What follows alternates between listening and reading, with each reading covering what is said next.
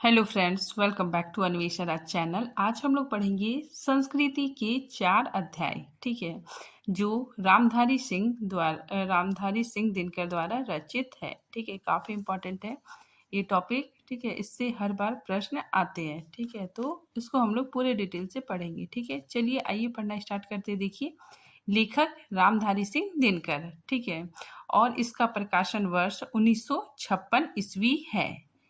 ठीक है, अब देखिए पुरस्कार।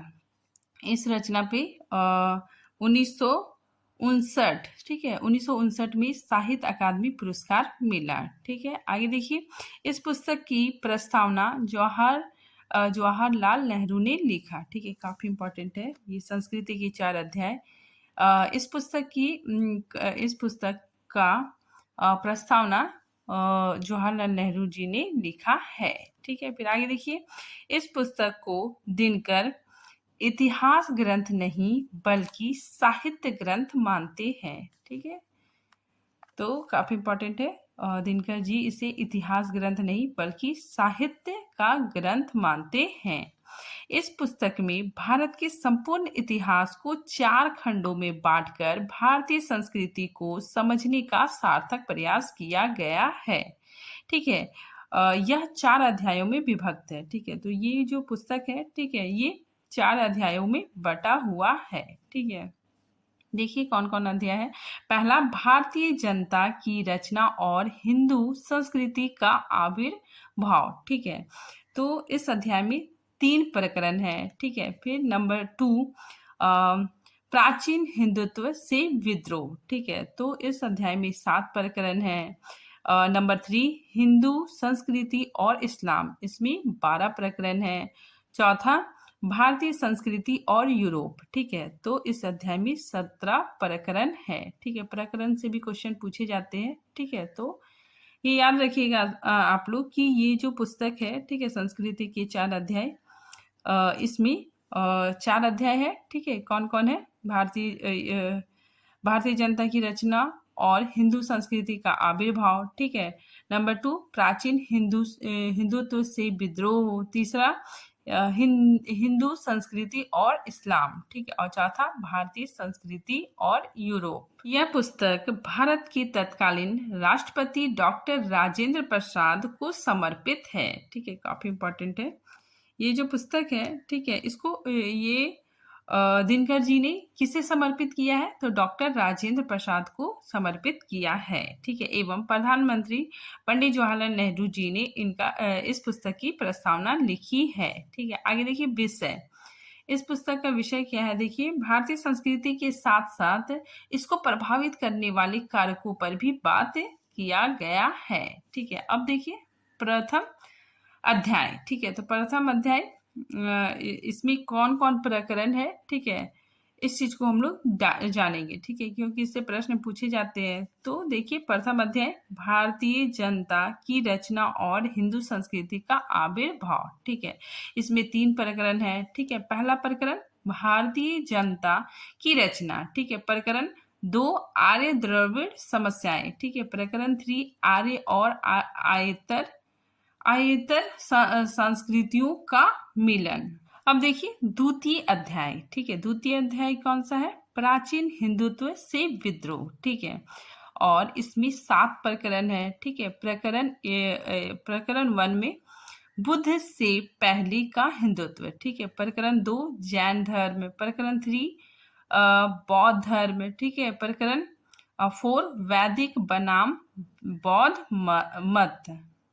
प्रकरण 5, प्राचीन भारत और ब्रह्म विश्व। ठीक है, प्रकरण 6, बौद्ध साधना पर शाक्त प्रभाव। ठीक है, प्रकरण 7, बौद्ध आंदोलन के सामाजिक प्रसंग। ठीक है, अब देखिए तृतीय अध्याय। तृतीय अध्याय में 12 प्रकरण है। ठीक है, तो देखिए तृतीय अध्याय, हिंदू संस्कृति और इस्लाम। ठीक है, तो देखिए इसमें प्रकरण 1 में हिंदू मुस्लिम प्रश्न की भूमिका। प्रकरण 2 में इस्लाम धर्म। प्रकरण 3, मुस्लिम आक्रमण और हिंदू समाज। ठीक है, फिर प्रकरण 4, हिंदू मुस्लिम संबंध। प्रकरण 5 इस्लाम का हिंदुत्व पर प्रभाव। प्रकरण 6 भक्ति आंदोलन और इस्लाम।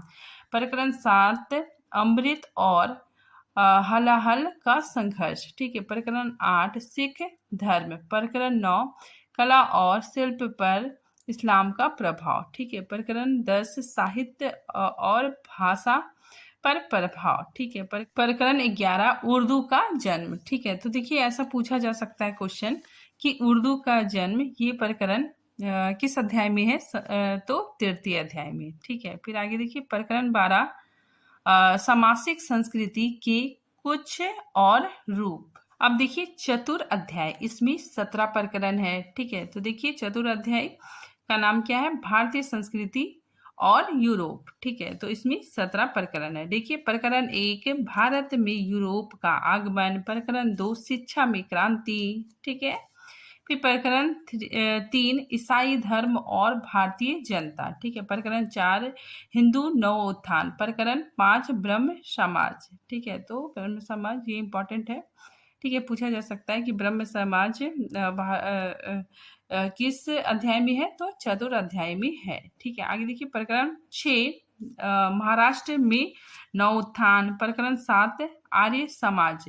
प्रकरण 8 थियोसोफिकल सोसाइटी या ब्रह्म विद्या समाज। ठीक है। फिर प्रकरण 9 धर्म के जीते जागते स्वरूप परमहंस रामकृष्ण। ठीक है। प्रकरण 10 कर्मठ वेदांत स्वामी विवेकानंद। ठीक है। फिर प्रकरण 8 प्रवृत्ति का उत्थान लोकमान्य तिलक। ठीक है। फिर प्रकरण 12 स्वर्ग का भूमिकरण महायोगी अरविंद। ठीक है। फिर प्रकरण 13 भूमि का स्वर्गीकरण महात्मा गांधी का प्रयोग। ठीक है। फिर प्रकरण 14 में विश्व दर्शन के प्रवर्तक श्री सर्वपल्ली राधाकृष्णन। ठीक है। फिर प्रकरण 15 में मुस्लिम नव उत्थान। ठीक है। तो देखिए मुस्लिम नव उत्थान काफी इम्पोर्टेंट है। ठीक है। पूछा जा सकता है कि ये किस अध्याय में है? तो चतुर अध्याय में।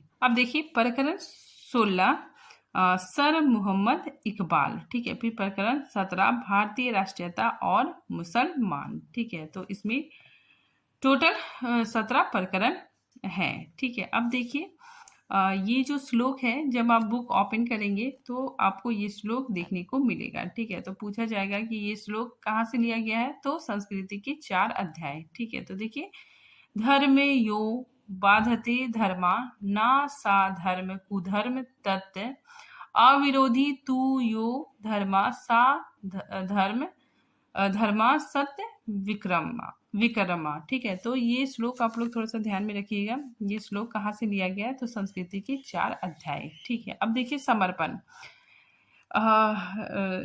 दिनकर ने किसे समर्पण किया है? तो डॉक्टर राजेंद्र प्रसाद जी को। ठीक है। तो देखिए समर्पण सामासिक संस्कृति की साकार प्रतिमा राष्ट्रपति डॉक्टर राजेंद्र प्रसाद जी के पुनीत कर कमलों में। ठीक है। तो ये राजेंद्र प्रसाद जी को दिनकर ने समर्पित किया है। ठीक है। फिर आगे देखिए इसकी जो भूमिका है रामधारी सिंह दिनकर ने लिखी है, लेकिन इसकी जो इस पुस्तक की जो प्रस्तावना है वो पंडित जवाहरलाल नेहरू जी ने लिखा है। अब देखिए अब हम लोग भूमिका पढ़ेंगे। ठीक है। तो भूमिका स्वयं रामधारी सिंह दिनकर ने लिखा है। ठीक है। और जो भूमिका है, ठीक है, वो लेखक का निवेदन, ठीक है, इस नाम से लिखा गया है और ये प्रथम संस्करण की भूमिका है। ठीक है। तो आइए देखिए हम लोग भूमिका देखते हैं। लेखक लिखते हैं कि एक समय मैं इतिहास का विद्यार्थी अवश्य था, किंतु जब से कविता और निबंध से लगा तब से इतिहास के साथ मेरा संपर्क एक प्रकार से टूट सा गया। तब सन 1950 ईस्वी में मैं छात्रों को साहित्य पढ़ाने के लिए कॉलेज भेजा गया। वहां साहित्य की सामासिक पृष्ठभूमि समझने के क्रम में मुझे इतिहास की पुस्तकें फिर से उलटनी पड़ी और धीरे धीरे मैं फिर से इतिहास की गहराई में उतरने लगा। ठीक है। फिर आगे लेखक लिखते हैं कि मेरी पहली जिज्ञासा यह थी कि हमारा आधुनिक साहित्य हमारे प्राचीन साहित्य से किन किन बातों से भिन्न है और इस भिन्नता का कारण क्या है। कारण की खोज करता हुआ मैं ढूंढ ढूंढ कर 19वीं सदी के सांस्कृतिक जागरण का हाल पढ़ने लगा। फिर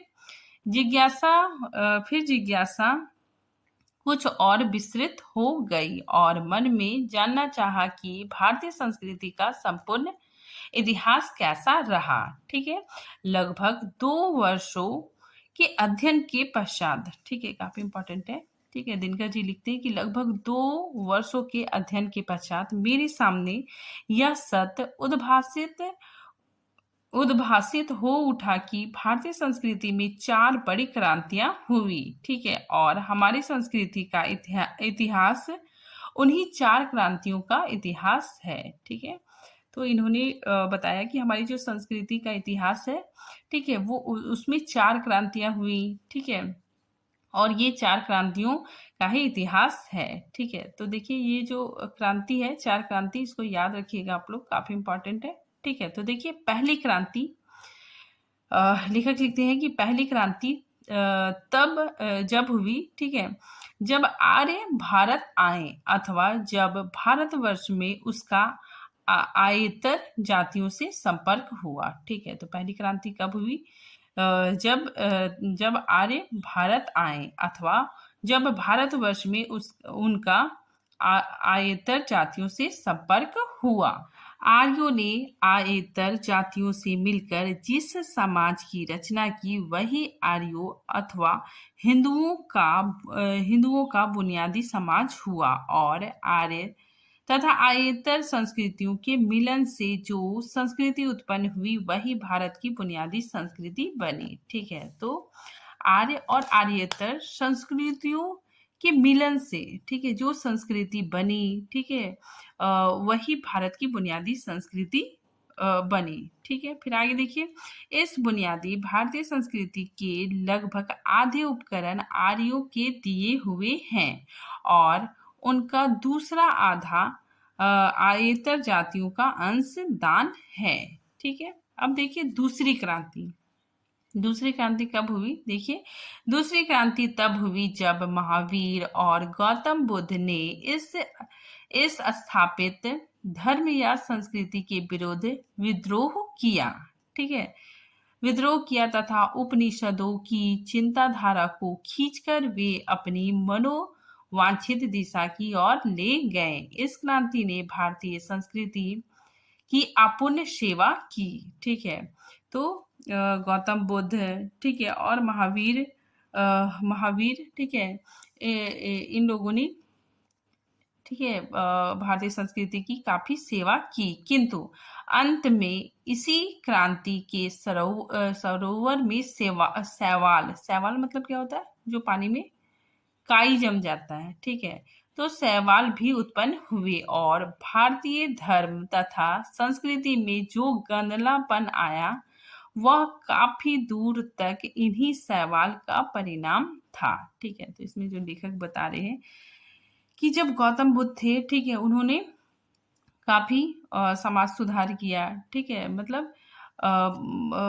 जो भारत की संस्कृति है, ठीक है, उसकी बहुत सेवा की। ठीक है, लोगों को सही दिशा में ले गए। ठीक है, लेकिन धीरे धीरे, ठीक है, जब उनकी मृत्यु हो गई, ठीक है, फिर उसके अनुयायी जो थे, ठीक है, वो धीरे धीरे गलत चीजों को इंक्लूड करने लगे। ठीक है, जैसे हम लोग पढ़ते भी है, सिद्ध साहित्य हो गया, ठीक है, नाथ साहित्य हो गया, तो उसमें क्या होता है कि मांस मदिरा, ठीक है, उसमें मतलब उस धर्म में अनिवार्य हो गया। ठीक है, तो धीरे धीरे क्या होने लगा कि इसमें सैवाल मतलब काई, ठीक है, मतलब गंदापन आने लगा। ठीक है, तो इसी चीज को लेखक ने बताया है। ठीक है, काफी इंपॉर्टेंट है।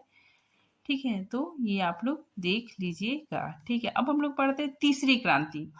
तीसरी क्रांति उस समय हुई जब इस्लाम विजेता के धर्म के रूप में भारत पहुंचा। ठीक है, तो तीसरी क्रांति कब हुई? जब इस्लाम भारत आए। ठीक है, तो इस्लाम विजेताओं के धर्म के रूप में भारत पहुंचा और इस देश में हिंदुत्व के साथ उसका संपर्क हुआ। ठीक है, तो तीसरी क्रांति हुई।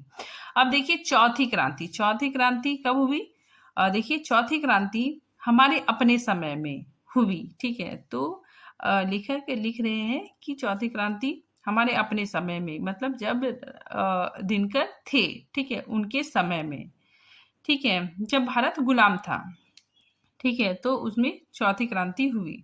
तो देखिए चौथी क्रांति हमारे अपने समय में हुई जब भारत में यूरोप का आगमन हुआ। ठीक है, भारत में अंग्रेजों का आगमन हुआ तथा उसके संपर्क में आकर हिंदुत्व एवं इस्लाम दोनों ने नव जीवन का अनुभव किया।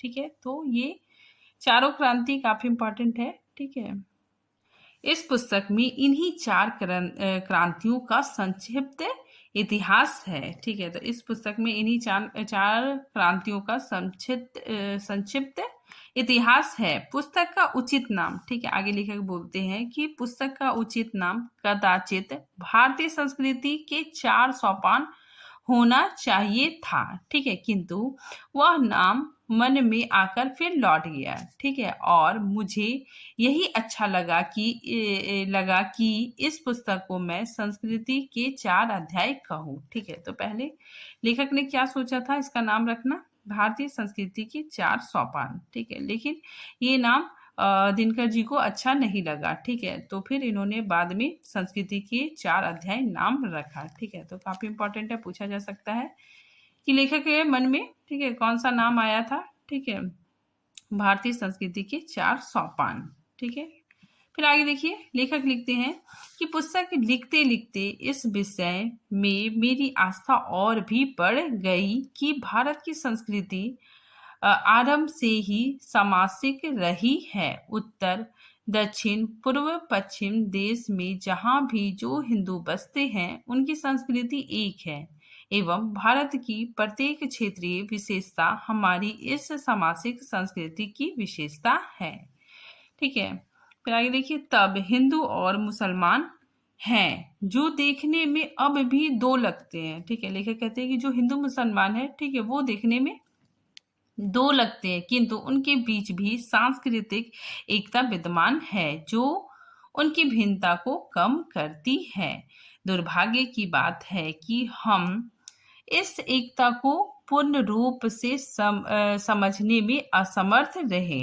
यह कार्य राजनीति नहीं शिक्षा और साहित्य द्वारा संपन्न किया जाना चाहिए। ठीक है, तो ये कार्य शिक्षा और साहित्य के द्वारा संपन्न किया जाना चाहिए। इस दिशा में साहित्य के भीतर कितने ही छोटे छोटे प्रयत्न हो चुके हैं। ठीक है, वर्तमान पुस्तक, ठीक है, मतलब ये पुस्तक, वर्तमान पुस्तक भी उसी दिशा में एक विनम्र प्रयास है।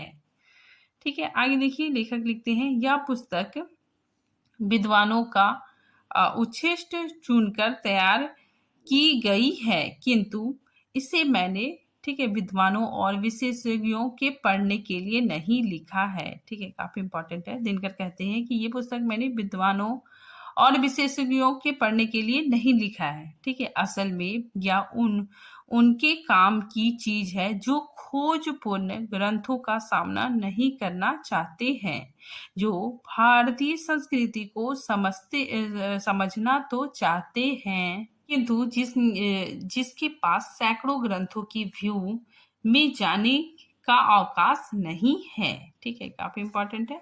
फिर आके देखिए तथा जो अनुसंधान और खोज की नीरस भाषा से घबराते हैं। ठीक है, संक्षेप में इसके मुख्य पाठक जन साधारण होंगे, ऐसी मेरी कामना है। ठीक है, तो काफी इंपॉर्टेंट है। लेखक कहते हैं कि मैं मतलब विद्वानों के लिए, विशेषज्ञों के लिए ये पुस्तक नहीं लिख रहा हूँ। ठीक है, इसके मुख्य पाठक जन साधारण होंगे। ठीक है, ऐसी मेरी कामना है। ठीक है, काफी इंपॉर्टेंट है। फिर आगे देखिए इसके आकार को देखकर उन्हें घबराना नहीं चाहिए। ठीक है, क्योंकि ये जो बुक है, ठीक है, लेखक बोलते हैं बहुत मोटा है। ठीक है, इसका आकार को देखकर जो पाठक है, ठीक है, उसे घबराना नहीं चाहिए। जिस अथाह विषय का इस पुस्तक में आख्यान है उसके लिए ऐसी ऐसी 100 जिद्दें भी शायद ही काफी हो। ठीक है, तो इसमें दिनकर यही कहना चाह रहे हैं कि ये जो पुस्तक है, ठीक है, इसे देखकर पाठक को घबराना नहीं चाहिए, ठीक है। संस्कृति के विषय अपार है। एक व्यक्ति के लिए तो यह संभव ही नहीं है कि अपने सारे जीवन में भी वह उसके साथ पूरा न्याय कर सके। मैंने जो इस काम में हाथ डाला है वह इस कारण नहीं कि मैं इतिहास की सेवा करना चाहता हूँ, ठीक है, काफी इंपॉर्टेंट है। लेखक कहते हैं कि मैं जो इस काम में हाथ डाला हूँ वह इस कारण नहीं कि मैं इतिहास की सेवा करना चाहता था, ठीक है, बल्कि इसलिए कि स्वतंत्रता के बाद से देश में संस्कृति के नारे बड़े जोर से लगाए जा रहे हैं, किंतु जनसाधारण के सामने ऐसी सामग्री का प्राय अभाव है जिससे वह यह समझ सके कि भारत की संस्कृति क्या है, कैसे कैसे वह बढ़ती आई और आगे वह कौन सा रूप ले सकती है, ठीक है, काफी इंपॉर्टेंट है।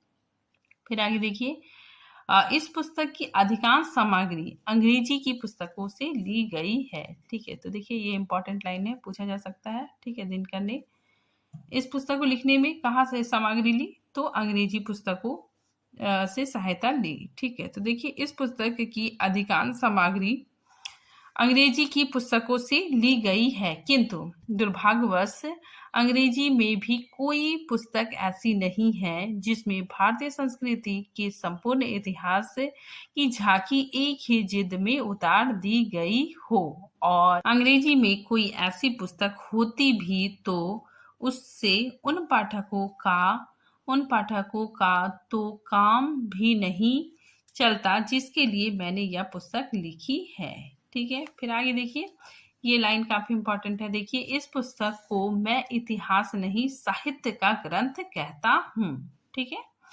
ये लाइन काफी इंपॉर्टेंट है। आगे देखिए, फिर भी पूरी संभावना है कि इसकी प्रामाणिकता पर प्रहार होंगे, ठीक है। तो लेखक कहते हैं कि ये पूरी संभावना है कि इसकी जो प्रामाणिकता है, ठीक है, उसमें प्रहार होंगे और विद्वानों के पास उठने बैठने वाले लोग कहेंगे कि अमुक स्थापना केवल अनुमान पर आधारित है और लेखक की अमुक उक्ति केवल अर्ध सत्य है, किंतु उसके बाद भी कट छट कर जो बचा रहेगा वह काफी प्रामाणिक होगा और हमारे देश का उतने से भी कल्याण होगा, ठीक है। फिर आगे देखिए, अर्ध सत्य और अनुमान चाहे जितना हो, किंतु जो प्रतिमा इस पुस्तक में खड़ी की गई है वह निर्जीव नहीं है। मेरी आशा है कि पाठक जब इस पुस्तक को हाथ में लेंगे हमारी सामासिक संस्कृति की प्रतिमा उनसे अंत तक बात करती चली जाएगी, ठीक है। फिर आगे देखिए, मेरा अपना क्षेत्र तो काव्य है, ठीक है। दिनकर लिखते हैं कि मेरा अपना क्षेत्र तो काव्य है एवं मेरे साहित्यिक जीवन का यश और अपयश मेरे काव्य पर निर्भर करता है, किंतु जिस परिश्रम से मैंने यह पुस्तक लिखी है उस परिश्रम से मैंने कुछ नहीं लिखा, ठीक है। तो इसमें लेखक यही बताना चाह रहे हैं कि जिस परिश्रम से लेखक ने इस पुस्तक को लिखा, ठीक है, उतनी परिश्रम से अन्य पुस्तकें नहीं लिखी है। इसलिए यहाँ पे लेखक बोलते हैं कि जिस परिश्रम से मैंने यह पुस्तक लिखी है उस परिश्रम से मैंने और कुछ नहीं लिखा, ठीक है। आगे देखिए, मैंने पाठकों से यह कभी भी अनुरोध नहीं किया कि वे मेरी किसी भी कृति को पढ़े, किंतु इस ग्रंथ को एक बार देखे जाने का अनुरोध मैं सबसे करता हूँ, ठीक है। काफी इंपॉर्टेंट लाइन है, ठीक है। दिनकर खुद कहते हैं कि मैंने जितनी भी रचनाएं रची, जितनी भी कृतियां रची, ठीक है, उसे पढ़ने का मैंने कभी पाठकों से अनुरोध नहीं किया, किंतु इस ग्रंथ को एक बार देखे जाने का अनुरोध मैं सबसे करता हूँ। आगे देखिए, ये लाइन भी काफी इंपॉर्टेंट है। देखिए, लेखक लिखते हैं, मेरे जानते यह ग्रंथ अभी भी अपूर्ण है, ठीक है। लेखक खुद कहते हैं कि ये ग्रंथ अभी भी अपूर्ण है, किंतु 5 वर्ष तक परिश्रम करते करते मैं कुछ थक गया हूँ, ठीक है, और अब इसे पाठकों के पास आश्वासन के साथ भेज रहा हूं कि कुछ थोड़ी अपूर्णता अगले संस्करण में दूर कर दूंगा। यूं अपूर्णता तो यूं अपूर्णता तो ऐसी पुस्तकों का नित्य धर्म है। ठीक है, काफी इंपॉर्टेंट लाइन है। ठीक है, तो ये भूमिका रामधारी सिंह दिनकर ने लिखा है। ठीक है, 5 जनवरी 1956 ईस्वी। ठीक है, अब देखिए प्रस्तावना। प्रस्तावना पंडित जवाहरलाल नेहरू जी ने लिखा है। ठीक है, प्रस्तावना भी काफी इंपॉर्टेंट है। ठीक है, तो देखिए प्रस्तावना की जो मुख्य चीजें हैं, ठीक है, उसी को मैंने लिखा है। ठीक है, हालांकि प्रस्तावना तो काफी ज्यादा लंबा है। ठीक है, तो देखिए प्रस्तावना। मेरे मित्र और साथी दिनकर ने अपनी पुस्तक के लिए जो विषय चुना है वह बहुत ही मोहक और दिलचस्प है। यहाँ पे नेहरू जी लिखते हैं कि यह ऐसा विषय है जिससे अक्सर मेरा अपना मन भी ओतप्रोत रहा है और मैंने जो कुछ लिखा है उस पर इस विषय की छाप आप से आप पड़ गई है।